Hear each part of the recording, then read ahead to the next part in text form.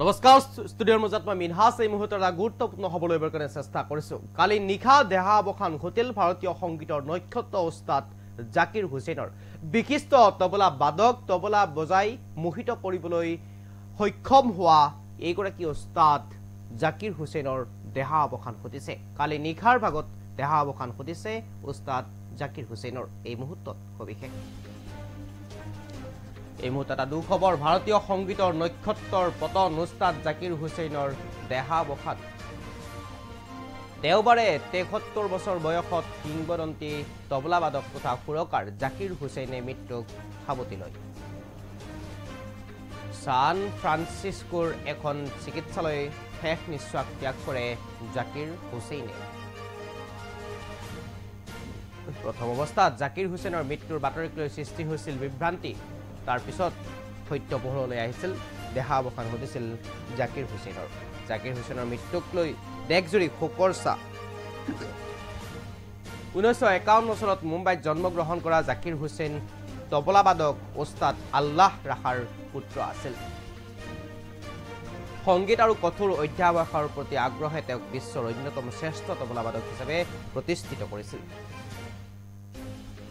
আৰু এজন প্ৰশিক্ষক হিচাপেও জাকিৰ হুছেইনে নতুন প্ৰজন্মৰ পৰিচিত আছিল এই মুহূৰ্তৰ এক দুখবৰ বুলি ক'ব লাগিব পদ্মভূষণকে ধৰি অসংখ্য বঁটা প্ৰদান কৰা হৈছিল তেওঁ পত্নী দুই সন্তান আৰু অসংখ্য শিক্ষাৰ্থী গুণমুগ্ধ আৰু শুভাকাংক্ষীক এৰি গৈছে জাকিৰ হুছেইনে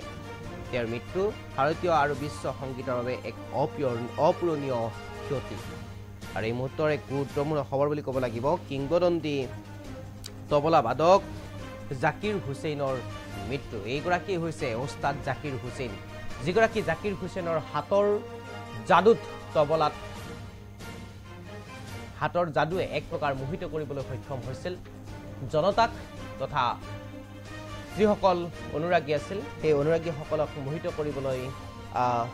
চেষ্টা কৰিছিল বা সক্ষম হৈছিল আৰু সেইগৰাকী কিংবদন্তিৰ পতন ঘটিছে ভাৰতীয় সংগীতৰ নক্ষত্ৰৰ পতন উস্তাদ জাকিৰ হুছেইনৰ দেহাৱসান আৰু জাকিৰ হুছেইনৰ মৃত্যুক লৈ দেশজুৰি এতিয়া শোকৰ ছাঁ আৰু এই মুহূৰ্তৰ এই গুৰুত্বপূৰ্ণ খবৰটো ল'বৰ কাৰণে চেষ্টা কৰিছোঁ ৭৩ বছৰ বয়সত মৃত্যুক সাৱটি লৈছে জাকিৰ হুছেইনে ছান ফ্ৰান্সিস্কোৰ এখন চিকিৎসালয়ত ব্যক্তিগত চিকিৎসালয়ত মৃত্যু হৈছে এইগৰাকী কিংবদন্তি তবলাবাদক জাকিৰ হুছেইনৰ প্ৰথম অৱস্থাত জাকিৰ হুছেইনৰ মৃত্যুক লৈ কেইবাটাও বিভ্ৰান্তিৰ সৃষ্টি হৈছিল যদিও পিছত সেই বিভ্ৰান্তিৰ মাৰ গৈছিল দেহাৱসান ঘটিছিল জাকিৰ হুছেইনৰ 1951 চনত জন্ম গ্ৰহণ কৰিছিল জাকিৰ হুছেইনে সংগীত আৰু কঠোৰ অধ্যাৱসায়ৰ প্ৰতি আগ্ৰহে তেওঁক বিশিষ্ট তবলাবাদক হিচাপে পৰিচিত কৰিছিল এজন প্ৰশিক্ষক হিচাপেও জাকিৰ হুছেইনৰ নতুন প্ৰজন্মৰ মাজত পৰিচিত আছিল পদ্মভূষণকে ধৰি কেইবাটাও বঁটা প্ৰদান কৰা হৈছিল এইগৰাকী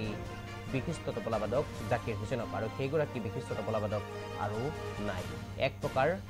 বিশ্ব সংগীতৰ ক্ষেত্ৰত ভাৰতীয় সংগীতৰ ক্ষেত্ৰত সংগীত জগতত এক অপূৰণীয় ক্ষতি বুলি ক'ব লাগিব জাকিৰ হুছেইনৰ দেহাৱসান